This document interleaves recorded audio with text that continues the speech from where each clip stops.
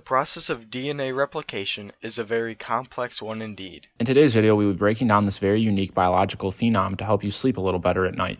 I'm your host, Zachary Peterman. I'm your inquisitive assistant, Elliot Emily. And I'm the colleague here to ease your viewing pleasure, Henry Domst.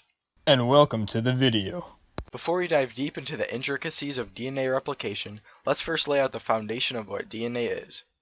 DNA stands for deoxyribonucleic acid and is a self-replicating material that is present in nearly all living organisms and acts as the primary constituent of chromosomes, composing itself within the delicate shape of the double helix. DNA is made up of nucleotides that each contain phosphate groups, sugar groups, and a nitrogen base of A, G, T, or my personal favorite, C. These bad boys, the nitrogen bases, not your narrators, are put into two groups depending on the amount of carbon-nitrogen rings they possess. Adenine and guanine are considered purines as they have two carbon-nitrogen bases, while the others, thymine and cytosine, only each have one ring, making them pyrimidine. Alright, ladies and gents, let's get into the good stuff. It's time for us to discuss DNA replication. The first step in DNA replication is the splitting of the DNA, which is done by the enzyme helicase. Each strand from the double helix acts as a template for the synthesis of a new strand. DNA replication is semi-conservative, which is one of the three replication models, the others being conservative and dispersive DNA replication. Conservative suggests that parental DNA remains together along with the daughter DNA after replication. Semi-conservative, what we're focusing on here today, suggests that the two parental DNA strands act as a template for the new DNA, with each strand containing one parent and one daughter DNA strand. Dispersive suggests that two daughter DNA strands have alternating segments of parental and new DNA. The location where the DNA is split by the helicase is called the replication fork, and this is where our replication will take place.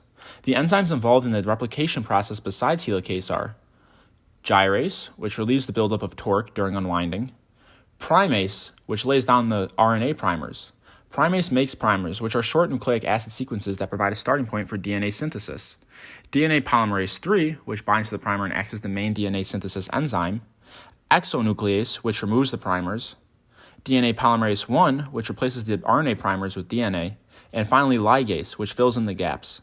Single-strand binding proteins bind to the single strands of DNA and keep the strands separated while holding them in place.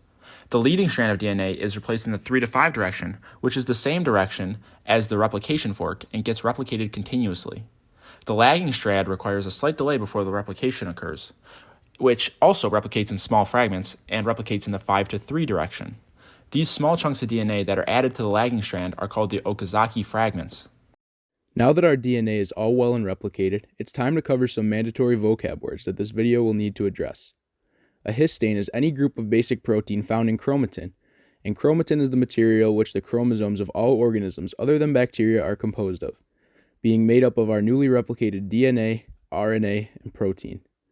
Telomeres are a compound structure at the end of a chromosome that are involved in the DNA replication process by initiating DNA separation, and a nucleosome is a structural unit of a eukaryotic chromosome that consists of a length of DNA coiled around a core of a histone.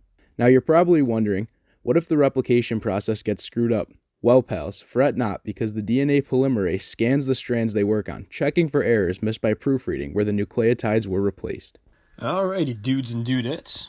It's just about all there is to say about this neat little process we like to call DNA replication. We hope everyone has a wonderful day with their now bigger brains